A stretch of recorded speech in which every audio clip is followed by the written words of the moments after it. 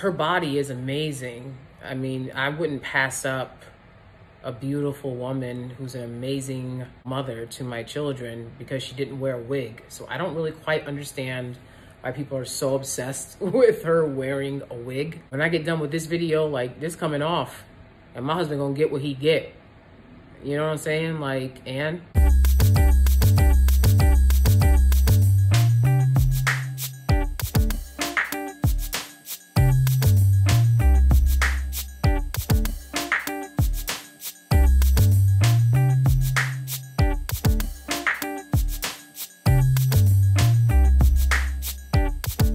Steelies. So I wanted to do a quick follow-up video on the Maryam Shumate divorce situation. Again, I don't really watch her videos religiously. I'm just doing this follow-up video mostly to address some of the comments that I got on the previous video.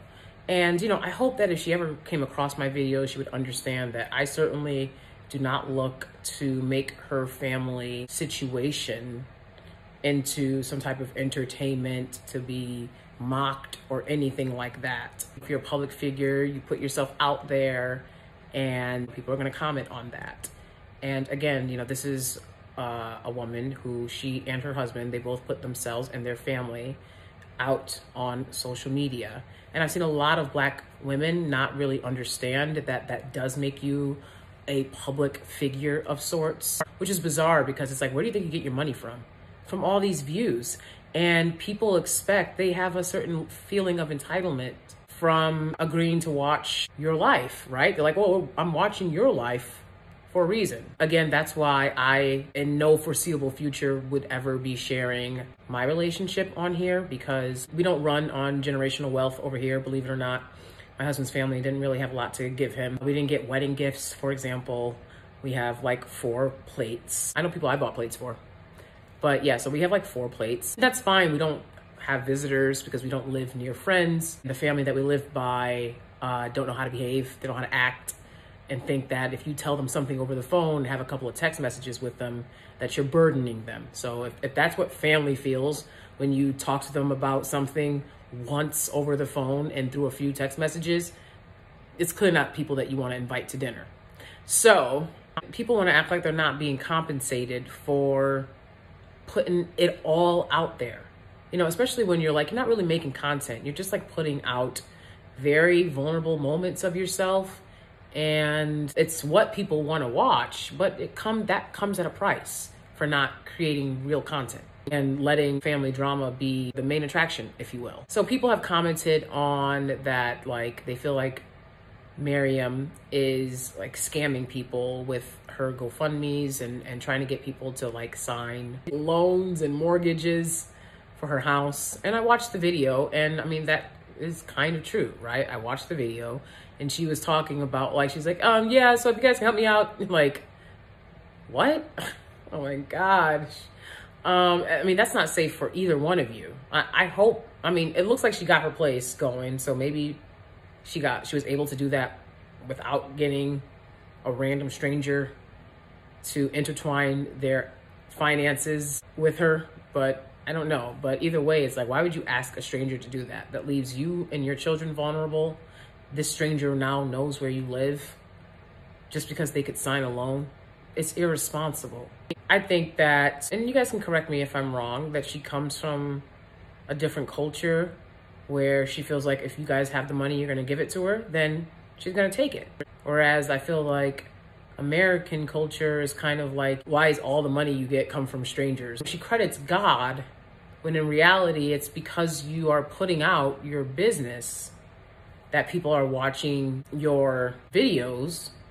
And then all the negativity you get is because you're just putting out everything indiscriminately. I think that she's been on social media long enough to know that you should definitely practice a certain level of discretion when it involves your personal life and your family, because people are unstable out in this social media game, and you don't want to bring that type of energy into your life. I know I don't. I'm not gonna lie, the like talking about God 24/7 thing is annoying to me. It probably was annoying to Hunter. That's one of the reasons I can't like watch that and take that seriously. I grew up in church. I went to a private Catholic school. I mean, every day of my life was church. And I was a Baptist on top of that. Like, you're in church all day Sunday. It's not an hour service like Catholic service. It's all day, all day. I'm not preachy to people and being like, God can help you do this if God. I mean, I just feel like she's like kind of faking the funk, honestly. And it breaks my heart to see people not living in their truth about how they really feel. Like, she'll do like the, what's up, amazing, beautiful, wonderful people, or whatever, you know, but she'll like look really sad, you know. I was supposed to drop this video yesterday. And it's like, hey, I've been having a hard time recently. I've been having hard, bad days. And YouTube doesn't pay me a dime, just to be honest. I mean, it really doesn't. It doesn't cover expenses or costs or nothing. I do it in the hopes of getting to that next level and reaching out to people and maybe achieving something later. But because I have integrity about the content that I put out, people aren't checking for content with integrity. You know, they're not checking for that, and that's fine. Like I said, I hope it leads to something better for me later on in life, and I'm happy to have reached and helped the lives of the people who've told me that my videos on anxiety and foster care and dating, etc., have helped them. Let me tell you about some of the things that I like about Maryam, okay? I think she's a great mother. I think she is a great mother. I mean, to watch her with those children, it's like, to me, it reminds me of The Lion King, honestly. Like, she's just, it reminds me of The Lion King because she's so, it's like she feeds them, she makes them food from scratch. She's not putting hot dogs in the microwave. She's very giving and loving to her children. And, you know, it breaks my heart that I think that she wants to stay with Hunter from what I've seen. And it looks like he's past it. And that makes me sad for her because I know a woman that loves her children wants to raise her children with the father of her children for multiple reasons.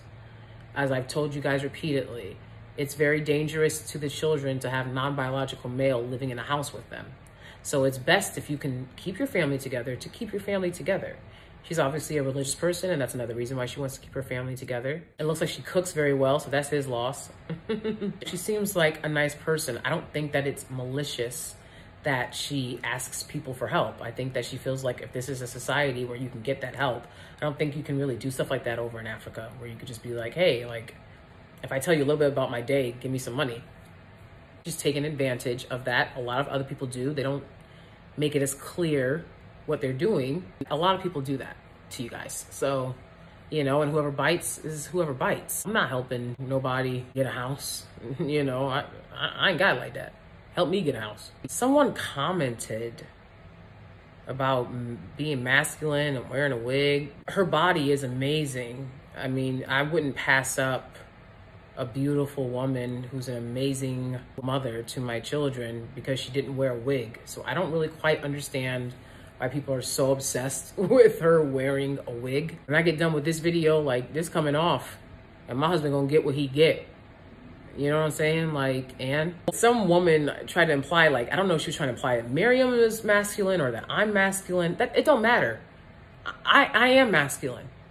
And that's fine. I'm fine with that. I don't have to play feminine. I'm telling y'all right now, y'all been playing feminine and I don't see wedding bands. And y'all think that every woman that gets married is some feminine ditz. And that's not the case. I bring other things to the table. I don't have to pretend to be a ditz because I'm not.